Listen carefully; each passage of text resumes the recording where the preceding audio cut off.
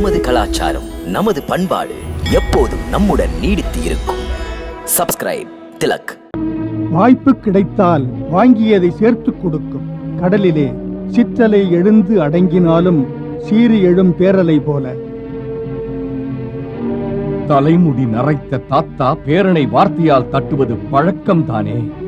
காலம் உங்கள் நாடி நரம்புகளை தளர்த்து விட்டது தாத்தா. உறங்க வேண்டியவர்களும் ஓய்வு எடுத்துக் கொள்ள வேண்டியவரும் அவையிலே வந்து ஆலோசனை கூறினால் சீரும் சிங்கமும் கூட முயலாகிவிடும். வெண்டாடி வேந்தர் எல்லாம் தங்கள் வாளை கீழே வைத்துவிட்டு 6 குளம் தேடி தவம் செய்ய தொலையட்டுமே. ஒரு பொங்காதை மகனே பொறு.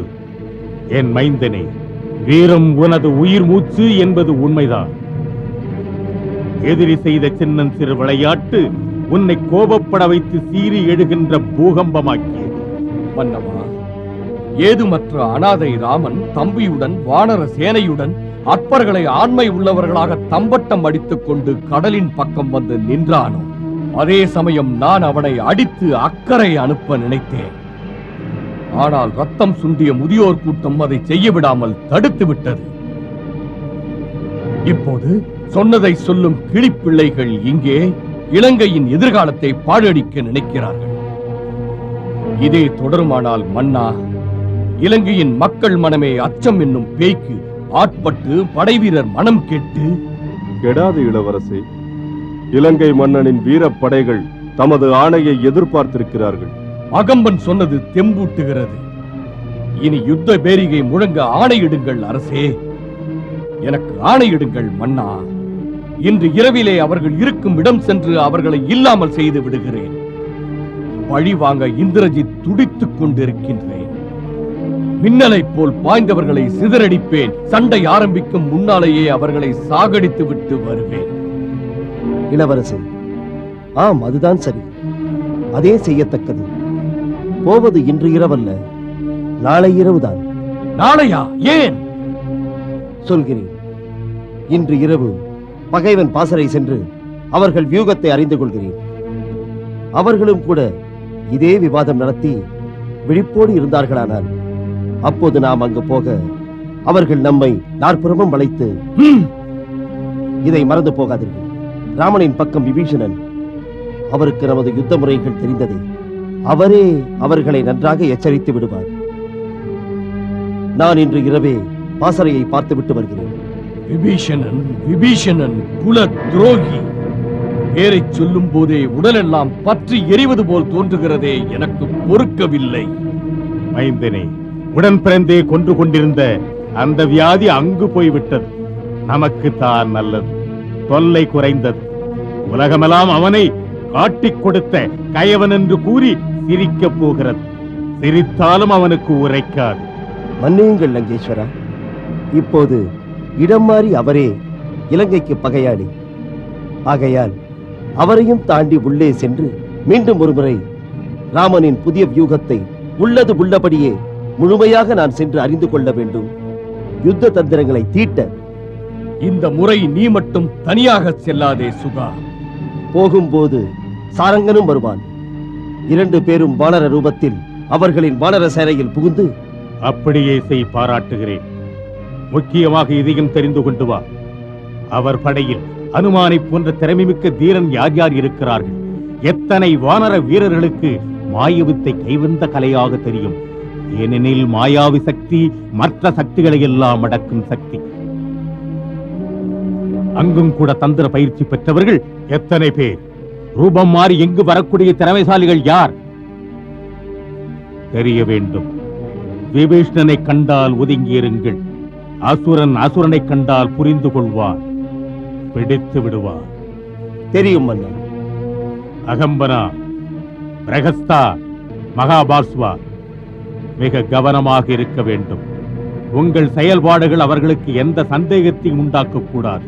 எதிரியின் பாசறையில் உளவறியும் போது சுற்றுச்சூழலை பாருங்கள். அவர்கள் எண்ணத்தை திசை திருப்பி செயலாற்றுங்கள். ராமனின் ஒற்றற்படை இலங்கை படைக்குள் நுழையக்கூடாது. இதிலே ஏமாறாதீர்கள். பொறுப்பு இருக்கட்டும். ஆணை மன்னா. சென்று வர ஆணை கொடுங்கள் மன்னா. வென்று வாருங்கள், விரைந்து செயல்படுங்கள். லங்கேஸ்வரருக்கு வெற்றி.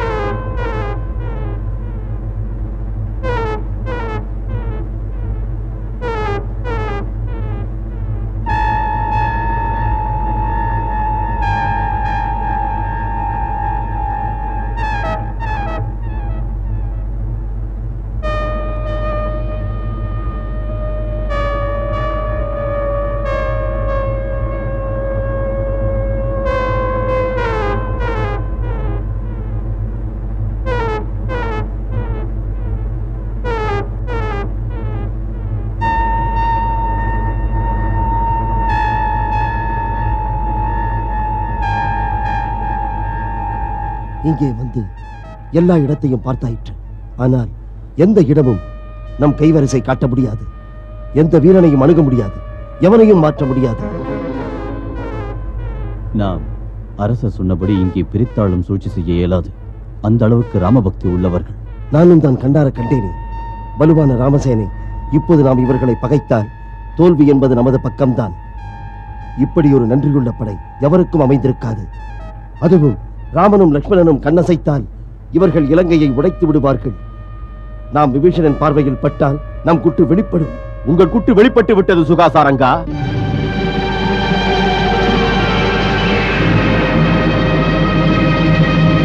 ஆயத்தான் நீங்கள் வானரர்கள் போல் உருமாறினாலும் கூட உங்களை விபீஷணன் கண்கள் பார்த்து விட்டன. உள்ளே புகுந்து கள்ளம் புரியும் உங்கள் நாடகம் முடிந்து விட்டது. வேஷம் கலையட்டும்.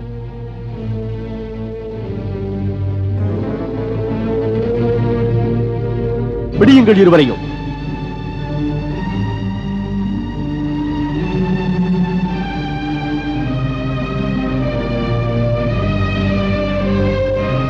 இவர்களை ராமபிரபுவின் முன் நிறுத்துங்கள். அவர்தான் இந்த ஒற்றர்களுக்குரிய தண்டனையை தீர்மானிக்க வேண்டும்.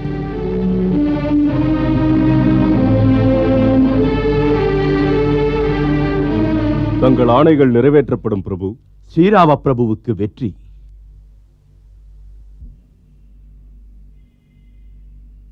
வாருங்கள் விபீஷ்ண மன்னரே, அமருங்கள்.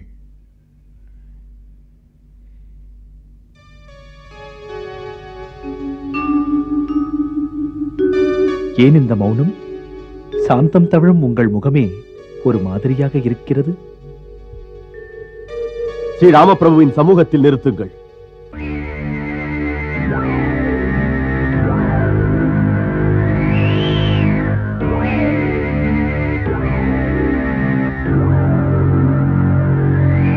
யார் இந்த இருவரும்?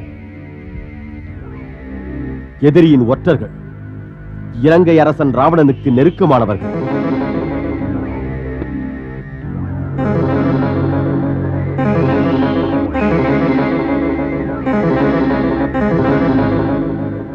இந்த அசகாய சூரர்களில் ஒருவரை முன்பே சுக்ரீவ மன்னவருக்கு தெரியும்.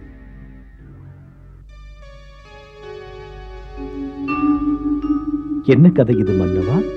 அற்புதமான கதை. மன்னர் சுக்ரீவனின் நியாய பண்புகள், நட்புக்கு காட்டும் நன்றி அடுத்தவர்க்கு பாடமாக அமைய வேண்டியது. நன்றி மறப்பது நன்றன்று என்றபடி ராவணன் தருகிறேன் என்ற விலையை தூக்கி எறிந்தார். அப்படியா? சில நாட்களுக்கு முன் இவன் மிகப்பெரிய அறிவிப்புகளையும் இலங்கை அரசன் ராவணனின் நட்பு யோசனையையும் மன்னர் சுக்ரீவன் முன் வைத்தார். ஒரு அரசன் இன்னொரு அரசன் முன் செய்தி வைப்பது இயற்கைதானே. இதை குற்றமாக பார்த்து குறை சொல்லக்கூடாது. நல்ல எண்ணத்தில் நட்புக்கரம் நீட்டினால் நல்லதுதானே. நட்புக்காக என்றால் நல்லது. நாசக்கரம் நீட்டி நமக்குள்ளே பிரிவுகளையும் பேத உணர்வுகளையும் தூண்டி விடுவதற்காக வானர வேஷத்தில் வந்தவர்கள். பாருங்கள் மன்னா, நண்பனின் கடமையை நிறைவேற்ற ராவணன் நட்பை தூக்கி எறிந்து இந்த தூதனை திருப்பி அனுப்பினேன். சுக்ரீவனைப் போன்ற பண்புள்ளவரால் மாசற்றதொரு நட்புக்கு இலக்கணம் கிடைத்தது. யாருக்காக செய்தி கொண்டு வந்தீர்கள் இரண்டு மதியோகிகளும்? நல்ல எண்ணத்தின் செய்திகள் அல்ல. இவர்கள் இங்கு நுழைந்தது நமக்குள் பிளவு உண்டாக்குவதற்காக. அவர்கள் பயின்ற மாய வித்தையால் நம் பாசறைக்குள் மோசங்கள் செய்ய வானர வேஷத்திலே வந்து நம் ஏற்பாடுகள் என்னவென்று ஆராய்ந்து கொண்டிருந்தார்கள். அப்படி செய்வதுதான் ஒற்றர் படைக்கு ஏற்ற லட்சணங்கள். அவர்கள் அப்படி செய்தால் நாமும் அப்படியே செய்வோம். அதையே என்றால் அது எப்படி? உளவு பார்த்தவருக்கு இங்கேயே உகந்த மரண தண்டனை கொடுக்க வேண்டும். முதல் முறை ராவண தூதன் என்று சொல்லி வந்தான். அப்போது நான் ராஜநீதி கிணங்க மரண தண்டனை தராமல் இவனை உயிரோடு விட்டு விட்டேன். போனவன் மீண்டும் நம்மை அளக்கும் ஒற்றனாக வந்தான். யுத்த நீதி கிணங்க இவனுக்கு மரண தண்டனை கொடுப்பதுதான் உகந்தது பிரபு. உளவு பார்ப்பது என்பது உயிரை கொள்வது போல. அதற்கு தண்டனை மரண தண்டனை தான். அது ராஜநீதி. உளவு பார்த்தவனை விடுவது நாம் அஞ்சுகிறோம் என்று எதிரியை நினைக்க வைக்கும் அண்ணா. லக்ஷ்மணா, வெற்றி வாய்ப்புகள் உளவு பார்ப்பவனால் மாறும் என்று நினைப்பது ஒரு மாவீரனுக்கு அவன் ஆற்றலுக்கு இழுக்கு. இந்த 2 ஒற்றர்களையும் உங்கள் பிடியிலிருந்து விடுங்கள்.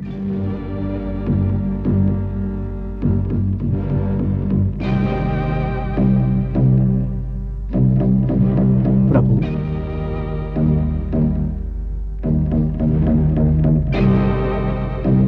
நான் இப்படி செய்தது யாருக்கும் பிடிக்கவில்லையா?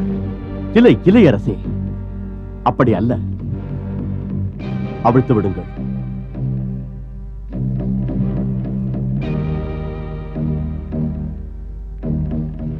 பிரபு,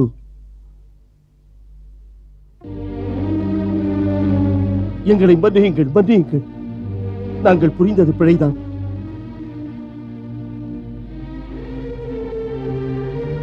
பிரபு, மன்னர் ராவணன் எங்களை, தம்முடைய சேனை பலத்தை தமது அமைச்சர்களுக்கும் அரும்படை தளபதிகளுக்கும் இருக்கின்ற ஆற்றல், உறுதி, உள்வலிமை எப்படி இருக்கிறது, செயல்பாடுகள் என்ன, சிறப்புகள் என்ன, இவைகளை பார்த்து வரச் சொன்னார். இப்படி உங்கள் அரசர் ஆணைப்படி நடக்கிறது பொறுப்புள்ள ஒற்றர் படையின் செயல்தானே? யுத்த முறைப்படியே நீங்கள் நடந்தீர்கள். குறிப்பெடுக்க வேண்டிய மர்மங்களை தெரிந்து கொண்டு லங்கை மாநகர் சென்று படை செய்தி முழுவதையும் அப்படியே உங்கள் அரசரிடம் மறைக்காமல் பூரணமாகச் சொல்லுங்கள்.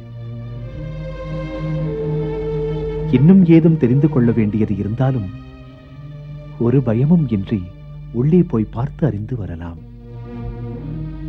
மன்னர் விபீஷணர் உங்கள் கூட வந்து உதவுவார். மன்னர் விபீஷணரே, அவர்கள் கடமையை அவர்கள் செய்யட்டும்.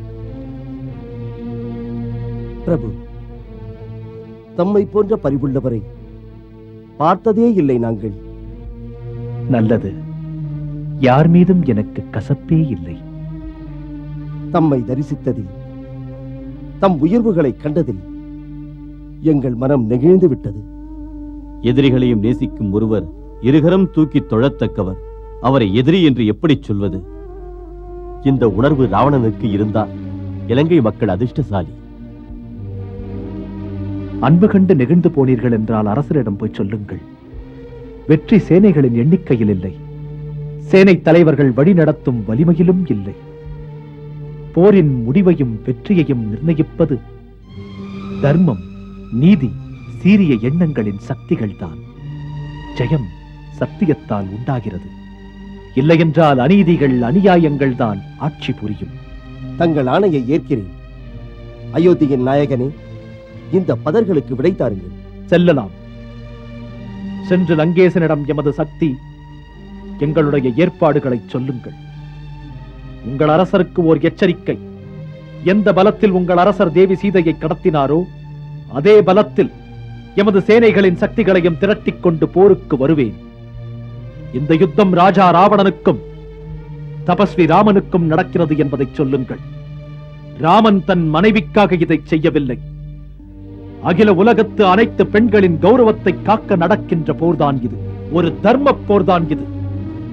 இனிமேல் இந்த பூமியில் இந்த கொடிய குற்றங்கள், குடிகெடுக்கும் செயல்கள் ஒருவரும் செய்ய துணியக்கூடாது. செல்லுங்கள். வணங்குகிறேன், வணங்குகிறேன் பிரபு. கருணை கடலை, எதிரிகளிடத்தும் தயை காட்டும் தாயே, தாங்கள் மாநிலத்திற்கு புதிய பரிமாணம் தந்தீர்கள். தங்கள் மகிமைக்கு முப்பாரும் இக்காரும் இல்லை. ஊழவறிய சொன்னால் அவன் உயர்வை சொல்லுகிறாயே. விபீஷணனின் பார்வை உங்களையும் மாற்றிவிட்டது. மாற்றானின் பெருமையை பாட்டாக பாடுகிறாய். திறமை மிக்க ஒற்றர்கள் என்று உங்களை அனுப்பி வைத்தே திரும்பி வந்து நிற்கிறாய் வெட்கமில்லாமல். இதைவிட உங்கள் தலை அங்கே உருண்டிருந்தால் மகிழ்ந்திருப்பேன். கோழைகளே! அப்படி கோழையாக பிறக்கவில்லை. தங்களை உளவு பார்ப்பவர்களை எதிரி அரசன் உயிரோடு விட்டதாக கதையே இல்லை.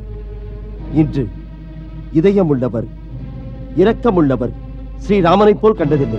அந்த அடைமொழியில் சொல்லாதே. உனக்கு மூளை இல்லையா? எதிரியை பற்றி கவிதைகள் கேட்க என் செவிகள் ஒப்பாது. வீணை மீட்டும் ராவணனுக்கு வெறியூட்டுவதோ? துதிபாடும் உன் புது குணத்தின் மீது சந்தேகம் ஏற்படுகிறது இப்போது. நீங்களும் இப்படி விபீஷணனைப் போலவே ராஜாங்கத்திற்கு புறம்பாக போவதானால் மன்னியுங்கள் மாமன்னா.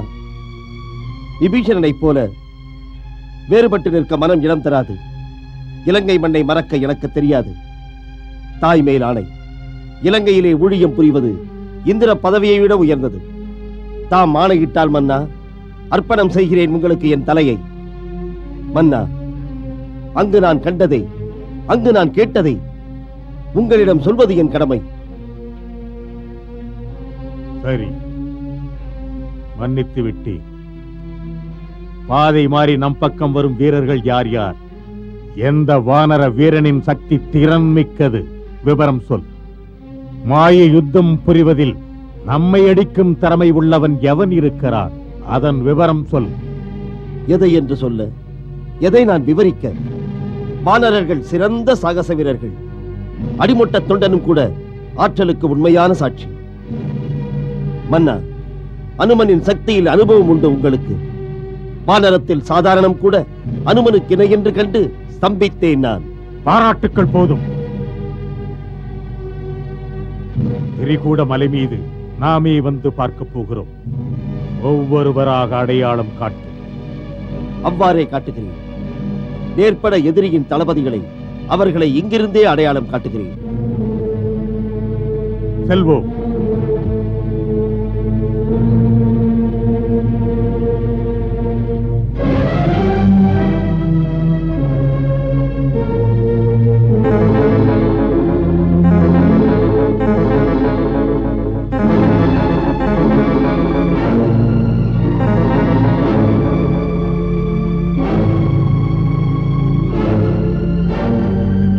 அதுதான் மன்னா, அவர்களின் பாசறை சுபேலமலை. அந்த மலை அடிவாரத்தில் பெரிய வனப்பகுதியில் நீண்ட மர நிழல்கள், கடல் அலைகளாக வானர சேனைகள் இருக்கின்றன. உடற்பயிற்சி செய்கிறார்கள், அதை உயர்த்தி பேசுகிறாய். அடக்கோடைகளே, நான் தும்மினால் அவர்கள் வானத்தில் பறப்பார்கள். பயிற்சி முயற்சியின் வெற்றிக்கு பாதை அமைக்கும் என்று அப்பாவி வானரர்கள் ஏதோ செய்து கொண்டிருக்கிறார்கள். மன்னியுங்கள் மன்னா. வானர சேனைகள், சீரிப்பாயும் புயல்கள் அலட்சியத்துக்குரிய கேவலங்கள் அல்ல. மன்னா, அக்கறையில் இருந்தவர்கள் நமது இலங்கை நகரில் இருக்கிறார்கள். மன்னா, பக்கத்தில் நெருங்கி பார்த்ததை சொல்கிறோம். அப்படியா? விளக்கு. யார் யாருக்கு எதில் திறமை, என்ன வலிமை, எத்தனை போரில் மோதி அடிபட்டு திரும்பி வந்தவர்கள், அதை நமக்கு எடுத்துச் சொல். அங்கே பார்த்த வரையில் யாரை எப்படி அடக்குவது என்று சொல். சொல் சுகா, சாரங்கா, சொல்லுங்கள் விவரங்களை. மன்னா, யாரை வர்ணிக்க யாரை வர்ணிக்காது இருக்க. மன்னா, ஒரு செய்தி. கிஷ்கிந்தையின் சேனைகள் மன்னர் சுக்ரீவனின் சேனையின் நாயகர்கள். அவர்கள் அனைவருமே கந்தர்வரும் தேவர்களும் என்கிறார்கள். அங்குள்ள தேவர்கள் வந்து, கந்தர்வர்கள் வந்து வானரர்களுக்கு வாலை பிடிக்க போகிறார்களா? மன்னா, அதோ பாருங்கள், அங்கே நிற்கிற காலை கதிரவனோ என்று சொல்லத்தக்க அந்த மாவீர வானரத்தை தங்களுக்கும் தெரிந்திருக்கும். வானவரில் சிறந்தவர், வாயுமைந்தன் என்ற புகழ் பெற்றவர். இவர்தான் முதலில் மிகப்பெரிய கடலை தாண்டி இலங்கையில் புகுந்தார். அவன் பெயர்தானே ஹனுமான். அனுமான் என்ற பலவான், அதே அனுமான் தான். அதோ பாருங்கள் மன்னா, அதோ உடல் பெருத்து தலை நரைத்து அனுமானின் தந்தை கேசரி.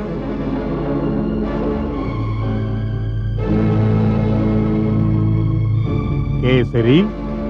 ஆம் லங்கேஸ்வரா, தேவர்களின் குரு, பிரகஸ்பதியின் மைந்தன், வீரம் செறிந்த கேசரி இவர்தான். யானை வடிவத்தில் வனத்தில் வாழும் முனிவர்களுக்கு தொல்லை கொடுத்த சம்பசாதனை கொன்றார். முழு வானர சேனையும் இவருக்கு அடங்கியது. அங்கே கையசைத்து கதையளக்கும் வானரன் யார்? அந்த இளைய வானர வீரன் இளவரசன் அங்கதன், இந்திரனின் மைந்தன் வாலியின் மகன், இந்திரனின் பேரன். அங்கதன். அவனுடன் இருக்கும் அந்த இரு வானரர்கள்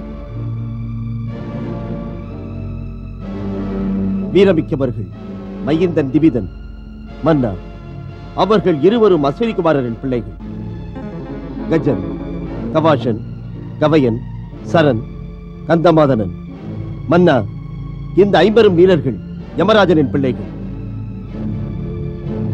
மன்னவா, இன்னும் ஒரு செய்தி. வருணனின் மைந்தன் ஹேமகூடன் கூட உதவிக்கு வந்திருக்கிறான்.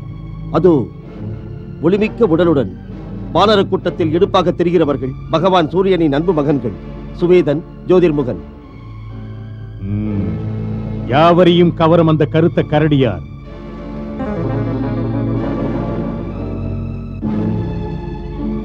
லங்கேஸ்வரா, வானரரில் முதியவர், அனைவரிலும் அறிவாளி. இவர் தேவாசுர போரிலே தேவராஜன் இந்திரனுக்கு துணை இருந்தார். அவரை பிரம்மமைந்தன் என்று கூறுவார்கள். அவருடைய அண்ணன் பெயர் தூமன், இவர் பெயர் ஜாம்பவான். இவர் அறிவுரைப்படி இத்தனை பெரிய கடலை தாண்டி அனுமான் லங்கையில் புகுந்தார். அப்படியானால் ஹனுமானை விட சிறந்த வீரன் ஜாம்பவான் தான். நாம் அவனைத்தான் முதலில் முடிக்க வேண்டும். மன்னவா, தாம் எல்லாம் உணர்ந்தவர். அதோ இருவர் ஒன்றாக நிற்கிறார்களே, அவர்கள் தான் கடல் மீது நீளமான அணை கட்டியவர்கள். அவர்கள் விஸ்வகர்மாவின் பிள்ளைகள் நலன், நீலன்.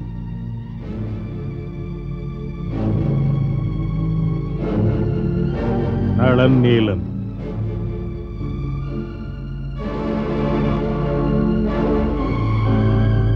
விபீஷ்ணன் கொல துரோகி, காட்டிக் கொடுப்பவனை பார்க்க கூடாது. அவனுடன் இருப்பவர்கள் கிஷ்கிந்தை அரசன் சூரிய மைந்தன் சுக்ரீவன், அவருக்கு அடுத்த லக்ஷ்மணன், அதை அடுத்து ஸ்ரீராமன். ஸ்ரீ என்று சொல்லாதே, ராமன். ராமன், ராமன். பார்த்தீர்களா பிரபு, இதுதான் இலங்கை நகரம்.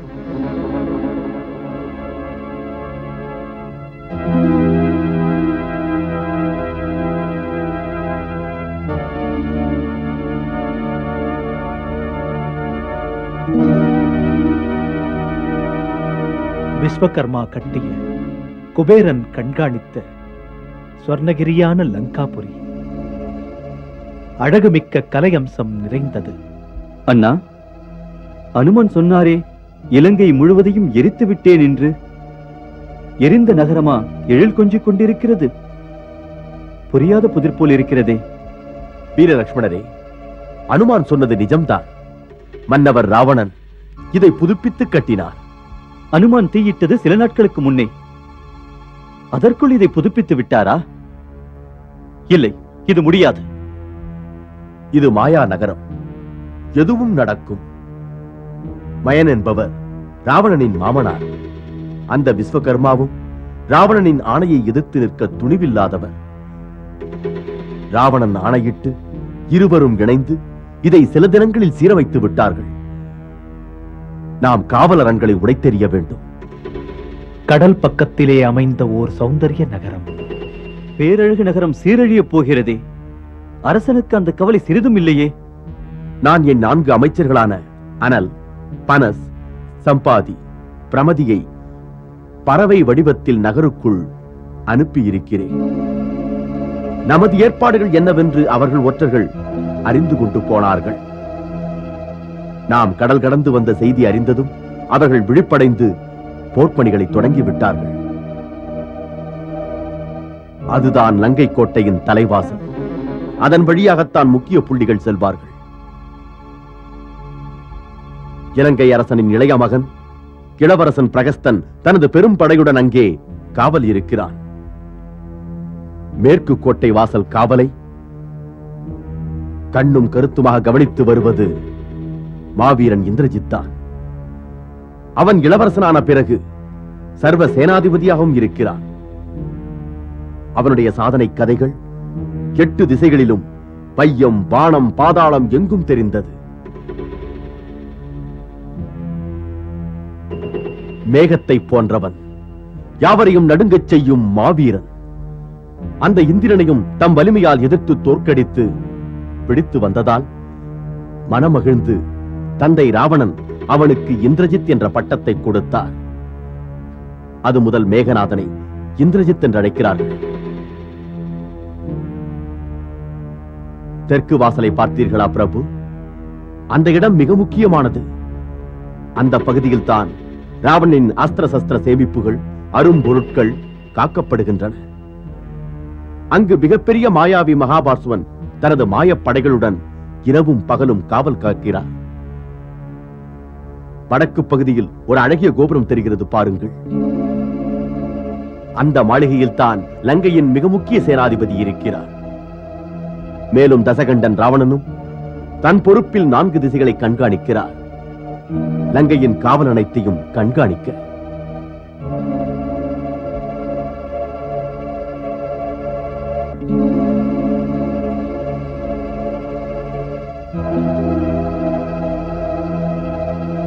அங்கே உற்று பார்ப்பது யார்?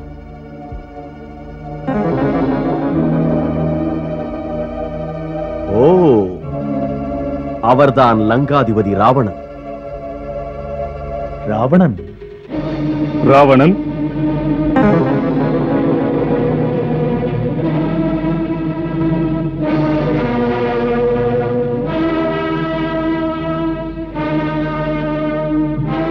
இவன்தானே மாதா சீதாவை கடத்தியவன், திருடன். இவனை உயிரோடு விட்டு வைப்பது தவறு. ஏற்றபடி இவனை கவனித்து விட்டு வருகிறேன்.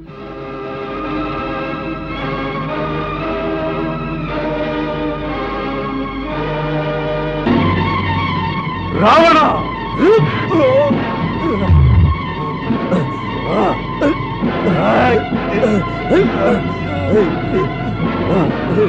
Oh!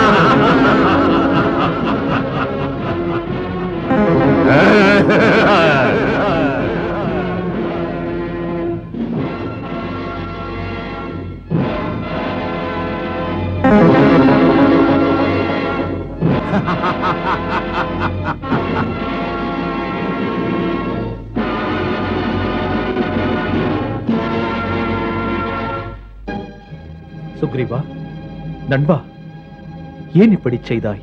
செய்யலாமா? பிரபு, அந்த நேர்மை கெட்ட கள்வனை கண்டதும் நான் உணர்ச்சி வசப்பட்டு விட்டேன். உணர்ச்சி வசப்படலாமா?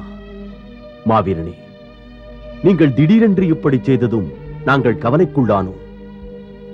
மாவீரனே, பொறுமை கெட்டு இப்படி உணர்ச்சி வசப்பட்டு உயிரை விளையாட்டு பொருளாக்க வேண்டாம். மன உளைச்சலை எப்படி வெளிப்படையாக சொல்வது பிரபு? மாதா சீதாவை கடத்தியவனின், நெறி கெட்டவனின் பாவ முகத்தைக் கண்டு பொங்கி எழுந்த உணர்ச்சிகள் புயலாக சீறியது. மனம் என் வசப்படவில்லை. ஒரு பைத்தியமாகிவிட்டேன் பிரபு. மித்ரா, நீ எம்முடைய அரசன் அல்லவா? ஆபத்து ஏதாவது நேர்ந்தால் எம் எல்லோரையும் பாதிக்குமே. நமது தர்ம போரிலே அதர்மத்திற்கு வெற்றி கூடாது. உனக்கு வரும் கோபம் வரம்பு மீறி வசமிழந்து போகும் அளவுக்கு நீ விடக்கூடாது. பிரபு, இனிமேல் இதுபோல் நடக்காது.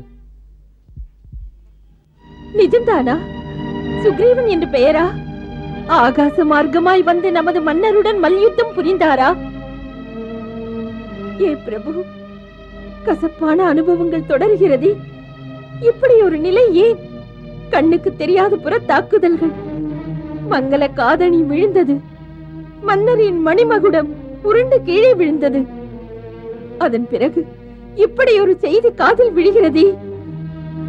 என் மனம் கலங்குகிறது. மன்னரின் சக்திக்கு பல பல சோதனைகள் வருகின்றதே. மன்னவர் இந்த நிலைகளை எப்படித்தான் தாங்குகிறார்? ஹே பிரபு, இப்போது நான் என்ன செய்வது? எப்படி அவருக்கு உணர்த்துவது? அவரை தர்ம பாதையில் இழுக்க என்ன உபாயம் செய்வது? தளராதீர்கள் மகாராணி, தாம் இடிந்து போயிருக்கிறீர்கள். மன்னரை எதிர்க்க ஏற்ற வலிமை உள்ளவர்கள் யாரும் இல்லை. நீயும் பெண், பெண் மனம் படும் பாடு ஏன் உனக்கு புரியாதா? பொழுதொரு வேதனை புதிது புதிதாக. நிம்மதி எங்கே? எப்படியும் மாற்றம் நிகழாமல் போகாது.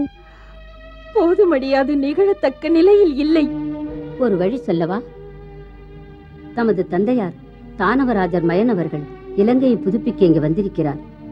அவரிடம் சொல்லுங்கள். மன்னரிடம் அவர் சொன்னால் ஏற்றுக்கொள்வார். மன்னருக்கு அவர் மாமனார், அவரை மதிப்பார். அனுமானால் லங்கை நகரே எரிக்கப்பட்டது. அதை புதுப்பிப்பது இத்தனை சீக்கிரத்தில் தம் தந்தையாரால் நடந்தது. மன்னர் அவருடைய பேச்சை ஏற்றுக்கொள்வார்.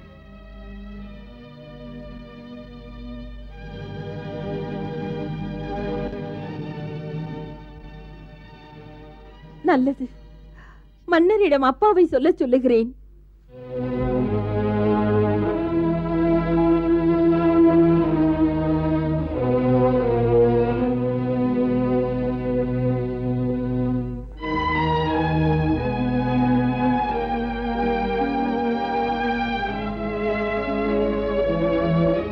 மகளே மண்டோதரி, என்ன கவலை? ஏன் இப்படி இருக்கிறாய்? மன்னியுங்கள், எல்லாம் அறிந்த தந்தை கேட்கலாமா காரணம்? சீதையின் கண்ணீரால் அழிவு நேரங்கள் நெருங்குகின்றன. மகளே, கண்ணீரை குறை கூறாதே. குறை கண்ணீரால் அல்ல, குறை உங்கள் மகள் தலையெழுத்தால், என்னை மணந்த மன்னவரால். மன்னவரை அவருடைய நெறிக்கட்ட போக்கில் இருந்து தாங்கள் திருப்பக்கூடாதா?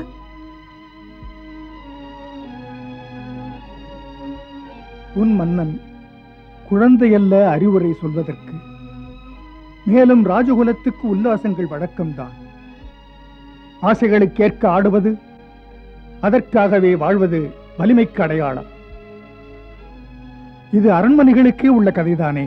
புரிகிறது. லங்கேஸ்வரருக்கு இந்த அரண்மனையில் எத்தனை இன்பங்கள் இருக்கின்றன, அவைகளை நான் தடுக்கவில்லை. என்றால் சீதையை நீயும்? இல்லை, சீதையை பற்றி அல்ல. சீதையே என் லங்கேஸ்வரரை இஷ்டப்பட்டு ஏற்றுக்கொண்டாளானால் அவளை என் உடன் பிறந்தவளைப் போல மதித்து நடத்துவேன். அவள் மேல் எந்த வெறுப்பும் எனக்கு இல்லை. அதற்கு மேல் அவளுக்காக உயிரையும் கொடுப்பதற்கு நான் துணிவேன். மகளே, பிறகு ஏன் இந்த துயரம்? புரியாதா? சீதை கால பாச கயிறு, அவளின் நிழலே தீ. மன்னவனுக்கு மரணமாக இங்கு இருக்கிறாள். ஆம் தந்தையே, என் மஞ்சளை அழித்து விதவையாக்க வந்திருக்கிறாள். உங்கள் மகள் மண்டோதரியின் வாழ்க்கை அமைதியாக இருக்க வேண்டும் என்று நீங்கள் எண்ணினால் அவரிடம் சீதையை அனுப்பும்படி நல்லபடியாக எடுத்து சொல்லுங்கள். இந்த பயம், இந்த அக்கறை, இந்த சிந்தனை எதனால் திடீரென்று உனக்கு வந்தது மகளே? எதற்கு துயரச் சிலந்தியின் வலையில் படுகிறாய்? காரணங்கள் எதை என்று குறிப்பிட என்னை புண்ணாக்கி புழுவாக துடிக்க வைக்கும் மனக்கவலை அவள்தானே. இங்கு சீதையை கடத்தி வந்ததிலிருந்து என் இதயம் படுகின்ற பாடுகள். சீதையின் கண்ணீர் நெருப்பானது லங்கைக்கு. விழுந்தன மாளிகைகள் எரிந்து ஒரு மந்தி அழகிய லங்கா நகரத்தை இப்படி ஆக்கி போனது. ஒரு சாதாரண மானிடன், மன்னவனால் தூசாக மதிக்கப்பட்டவன், அவனுக்காக வந்த மந்தியால் மாநகருக்கு நேர்ந்த கதி. ஒரு சமுத்திரத்தின் மேலேயே அற்புத அதிசய பாலம் கட்டினார்கள். போதாதா, ஒரு வானரத்தால் எரிந்து நின்று சிதைக்கப்பட்ட லங்கையை புதுப்பிக்க தாம் வந்தீர்கள் இங்கே. மன்னவர் மனம் போல் நடக்காமல் இருக்க நல்ல புத்தி சொல்லக்கூடாதா அப்பா? பேசுங்கள் அப்பா, பேசுங்கள். அழாதே, அழாதே மகளே, அழாதே. உன் வேதனையை சொல்லிவிட்டாய். என் வேதனையை எங்கே சொல்ல? மகளே, பேசி பார்க்கிறேன். மன்னவர் மனதில் படுமோ படாதோ, அவர் அதை உணர வேண்டும். இனி போரை தவிர்க்க முடியாது. ஆகையினால் நாட்டின் நலனை காக்க இன்றிலிருந்து யுத்த நீதிக்கிணங்க செயல்படுங்கள். ஆட்சி பிரமுகர்கள், செல்வ களஞ்சியங்கள் இன்றிலிருந்து காவலுக்கு உட்பட்டவை. இது எனது ஆணை. மக்களுக்கும் ஆட்சிக்கும் அவசர நிலை என்பதால் சாதாரண பிரச்சனைகளுக்கு ராஜாவை கூடுவது தேவையில்லை. அவை கலையலாம். நாங்கள் நகர் சார்ந்த பகுதிகளுக்கு சென்று மக்களை கவனமாக இருக்க சொல்கிறோம். வேண்டாம். நாட்டு மக்களிடம் அவ்வாறு சொல்லத் தொடங்கினால் மக்கள் அதையே தப்பாக நினைத்துக் கொண்டு தவறாக எண்ணத் தொடங்குவார்கள். ஆகையால் அப்படியே அவர்களை செயல்பட விடுங்கள். அமைச்சர் மகோதயரே, நீங்கள் மக்களை கவனப்படுத்துவதாக நினைத்துக் கொண்டு அவர்களை கலக்கமடைய செய்ய வழி திறக்கிறீர்கள். இந்திரஜித் சொன்னது சரியான கருத்து. மக்களை கலவரப்படுத்தக் கூடாது. ஆகையால் அவர்களை இயல்பாக செயல்பட விடுங்கள். முக்கிய முடிவு எடுத்தாயிற்று. ஆகையால் இனிமேல் இந்த அவையில் பிரதான அமைச்சர்கள், பிரதான ஒற்றர்கள், படைகளை நடத்தி செல்லும் படை தலைவர்களும் இருப்பார்கள். போதும். மற்ற அவை உறுப்பினர்கள் விடைபெறலாம்.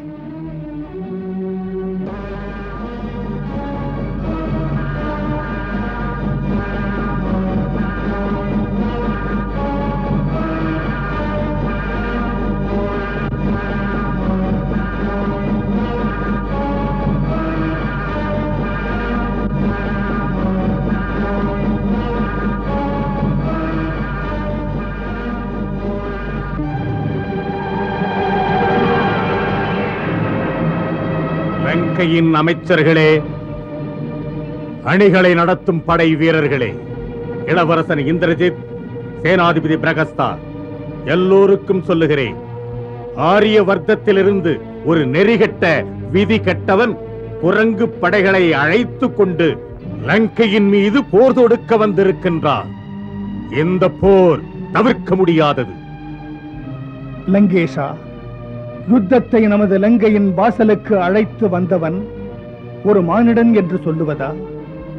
ஆழ்ந்து பார்த்தால் இந்த விளைவுக்கு காரணம் யார்? சீதையை திரும்ப அனுப்பினால் யுத்தம் வருமா? ஏன் அவளை அனுப்பக்கூடாது? இந்த யுத்தத்தை வரவழைத்தது யார்? நாம் அந்த காரணத்தையும் விவாதிக்க வேண்டும் மன்னவா. காரணம் பற்றி அல்ல, அதன் நிவாரணம் பற்றி இங்கே சிந்தியுங்கள். எப்படி நாம் நமது மண் மீது கால் வைத்த தரங்கட்ட வானரப் படைகளையும் அதன் தலைமையையும் நம் எல்லைக்குள் நுழைந்ததற்கு தண்டித்து கடல் தாண்டி விரட்ட சிந்தியுங்கள். அவையில் இது பற்றி யோசிக்க முடிந்தால் போதும். லங்கேசனின் ஆலோசனைகளுக்கு அப்படியே பணியுங்கள்.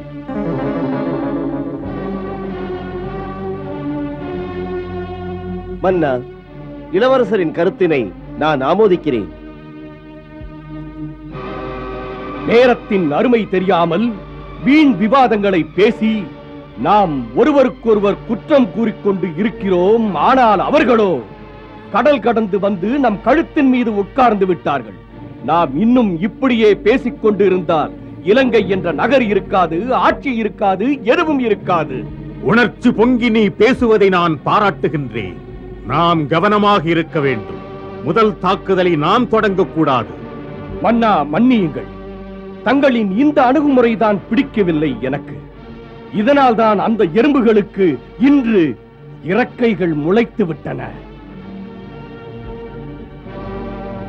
முளைத்ததென்றால் அவர்களின் மரண நேரத்தின் அடையாளங்கள் இது. மன்னவா, அந்த எறும்புகளை கொல்ல ஆணை பிறப்பியுங்கள். உரிய நேரம் நெருங்குகிறது. பொறுமையுடன் நாம் வகுத்த வியூகத்துக்கிணங்க பாதுகாப்பு அரணுக்குள் இருக்க வேண்டும். இப்போதைய நிலையில் நம் அனைவருக்கும் உரிய காவல் இதனினும் சிறந்ததில்லை. எந்த அஸ்திர சஸ்திரமும் நம்மை நெருங்க முடியாது. நாம் நம்முடைய விரிந்து பரந்த சேனைகளுடன் கேடின்றி, பாதுகாப்புகளின்றி, எதிரிகளின் தாக்குதலும் இன்றி ஆயத்த நிலையில் அவர்களுடைய எந்த அசைவுகளையும் இங்கிருந்தே தடுப்பது எளிது. மன்னா, அவர்கள் சும்மா இருக்க மாட்டார்களே. நம்மை வளைத்து இலங்கை கோட்டை வாசல்களை உடைத்து நகருக்குள் நுழைய முயற்சித்தால் அவர்கள் மூக்குடைந்து போவார்கள். ஏனெனில் லங்கை காவல் அரண்களை உடைத்துக் கொண்டு தேவர்களாலும் கூட உள்ளே நுழைய முடியாது. அப்படிப்பட்ட கோட்டையை அவர்கள் இடிக்கும் முயற்சியிலே கை தளர்ந்து சோர்ந்து போவார்கள். அதுதான் நமக்கேற்ற நேரம். களைத்து போன அவர்கள் மீது பாய்ந்து முறியடிக்க அப்போது வெற்றிக்கனே நம் கையில் வந்து விடும். மன்னா, என் ஒற்றர்கள் தந்த செய்தி. அவர்கள் கருட வியூகம் வகுக்கிறார்கள். உடைக்க முடியாது. சுகா, எப்போதும் அவர்கள் பக்கம் பேசுகிறாய். இலங்கை பாதுகாப்பு அரண்கள் மண் சுவர்கள் அல்ல. கருட வியூகங்கள் என்ன, சகடங்கள் என்ன, சக்கர வியூகங்கள் தான் என்ன, பயந்து விடுவேனா? நமது அரண்களோ காவலோ வால் முளைத்த வானரப்படைகளால் உடைக்கக்கூடியதா?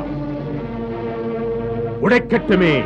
உடைத்து ஓய்ந்து விடுவார்கள். உன் மனதிற்கு ஏன் அது படவில்லை? பின்னால் இருக்கிறது பெருங்கடல். முன்னால் இருக்கும் லங்கை கோட்டையை உடைக்க முடியாது. இரண்டுக்கும் இடையே எதிரி படைகள். எத்தனை காலம் தான் தாக்கு பிடித்து நிற்கும் இங்கே? மன்னர் சொன்னது மகத்தான கருத்து. சத்ரு படைகள் தாங்களே சக்தி இழந்து தமது மூடத்தனத்தால் பாடங்களை கற்பார்கள். அப்படி சொல்லி உறங்க கூடாது. எந்த கணமும் போரை சந்திப்பதற்கு தயார் நிலையில் இருக்க வேண்டும். ஆகையால் நமக்குள்ள காவலை யாரும் உடைக்க முடியாத கவசமாக இருப்பதற்கு என்னென்ன வழிமுறைகள் இருக்கிறதென்று இப்பொழுதே முடிவெடுக்க வேண்டும். அனைத்து படைகளுக்கும் தலைமை இளவரசன் இந்திரஜித் ஏற்பார். அளப்பரிய வல்லமை படைத்தவன் இந்திரஜித் களத்திலே இறங்கிவிட்டானே, யானால் தசமுகன் எனக்கே வெற்றி.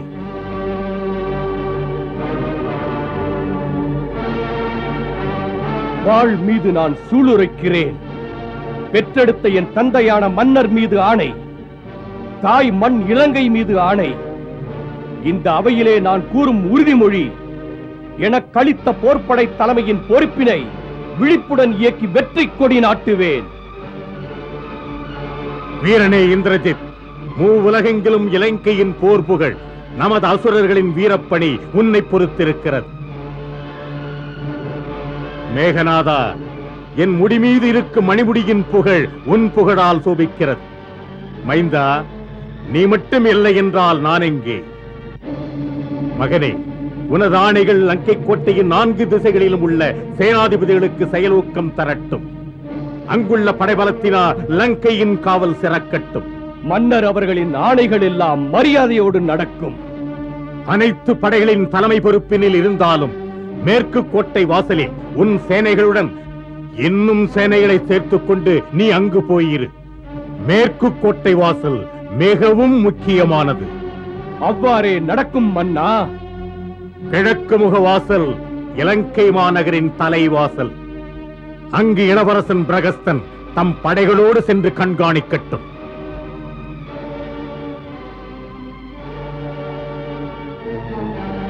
வாள் மீது ஆணை, நான் இருக்கும் வரை இலங்கை மாநகருக்குள் எவனும் துணிந்து நுழைந்து வர முடியாது. இந்திரஜித், தென் திசை வாசலில் யாரை நீ நிறுத்தப் போகின்றாய்? எனது கருத்துப்படி சேனை தலைவன் மகா பார்சுவனின் கட்டுப்பாட்டில் மகோதரனையும் விருபாட்சனையும், ஒற்றர் தலைவன் சுகன், சாரணன் இருவரையும் நாம் நிறுத்திவிட்டால் அவ்வப்போது நமக்கு செய்திகள் வந்து சேரும். நாமும் இந்திரஜித்தின் கருத்தை ஏற்கிறோம். போரில் பங்கேற்கும் வாய்ப்பினை தாம் அளித்தது தலைநிமிர வைக்கிறது மன்னா. வடக்கு கோட்டை வாசலை கண்காணிக்க மாவீரன் துர்முகன், அவனுடன் சேனாதிபதி அகம்பனை 4 திசைகளையும் கண்காணிக்க நாமே ஆணையிடுகிறோம். இதனால் அனைத்து சேனைகளும் தங்களது நேர் கண்காணிப்பில் முழு வேகத்துடன் எந்த நிலைமையும் சமாளிக்க காத்திருக்கின்றது.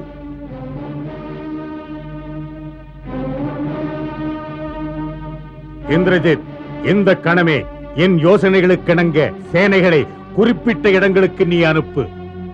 அவ்வாறே நடக்கும் மன்னா.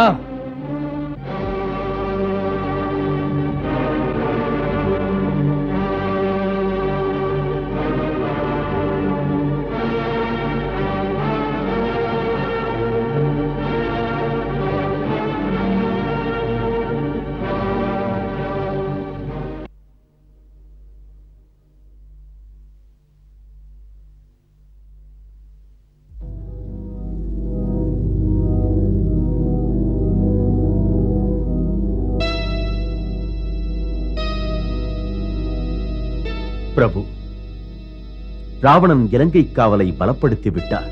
அப்படியா? ஆம்.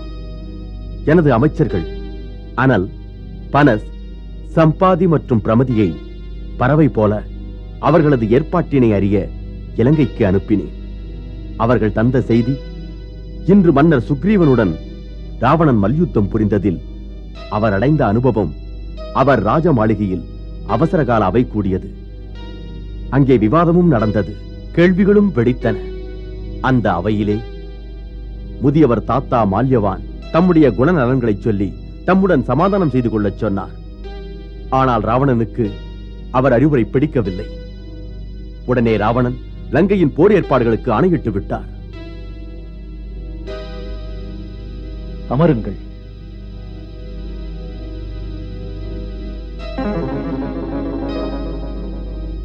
எதை யோசிக்கிறான்? முதலில் அவன் தாக்குவானா, இல்லை நாம் தாக்க வேண்டும் என்று யோசிக்கிறானா? நரித்தனமும் நயவஞ்சகமும் கலந்தவன் ராவணன். என்ன செய்வார்? போரை தாம் தொடங்கினால் அதிலே தமது சக்தி எப்படி என்று தெரிந்துவிடும்.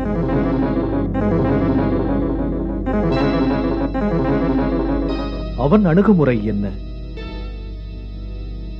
லங்கையின் கிழக்கு முக வாசலில் அணிகளை திரட்டி அவர் மகன் பிரகஸ்தனை காவலுக்காக நிறுத்துகிறார். தெற்கு கோட்டையில் மாவீரன் மகாபார்ஸ்வரையும் சேனாதிபதி மகோதரரையும் நிறுத்துகிறார். அதிலும் கவனத்துடன் அவருடைய வீரமிக்க மகன் இந்திரஜித்தை மேற்கு கோட்டையை காவல் புரிய நிறுத்துகிறார். லங்கேஸ்வரர் ராவணன் ஒற்றர் படையுடன் சுகன், சாரணன் ஆகிய ராட்சசருடன் வடக்கு கோட்டையை கவனிக்கிறார். இந்த வியூகங்களை எப்படி என்று நினைக்கிறீர்கள்? ஆராயும் போது எனக்கு படுகிறது, இப்படியெல்லாம் நம் ஒற்றர்கள் நம்மிடம் சொல்வார்கள், தெற்கு கோட்டை காவல் பலவீனமானதென்று.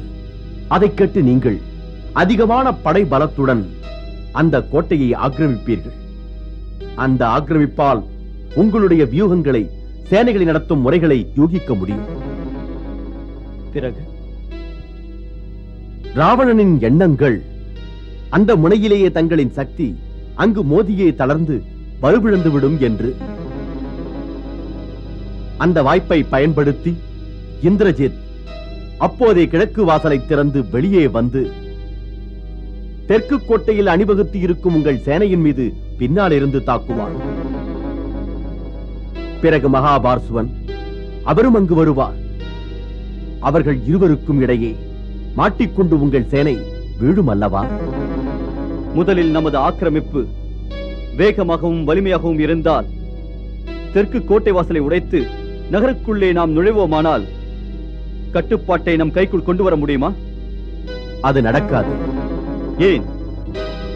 ஏனென்றால் நகரின் நட்ட நடுப்பகுதியில் ராவணனின் மிக முக்கிய தளபதி விருபாக்ஷன் அஸ்திர சஸ்திரங்களுடன் அணிவகுத்து ஒரு மிக வலுவான சேனையுடன் தங்கள் படைகளுக்காக காத்திருப்பார்.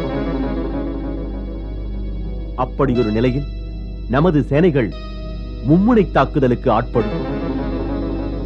இதிலிருந்து தெரிகிறது, நம் படைகள் 4 காவலையும் ஒரே நேரத்தில் உடைத்து உள்ளே செல்லாதிருந்தால் நம்மால் முன்னேற முடியாது என்று. என் கருத்தும் இதேதான் பிரபு. மன்னர் விபீஷ்ணரே, இந்த குறிப்புகளுக்காக உங்களுக்கும் உங்கள் ஒற்றர்களான அமைச்சர்களுக்கும் என் நன்றி.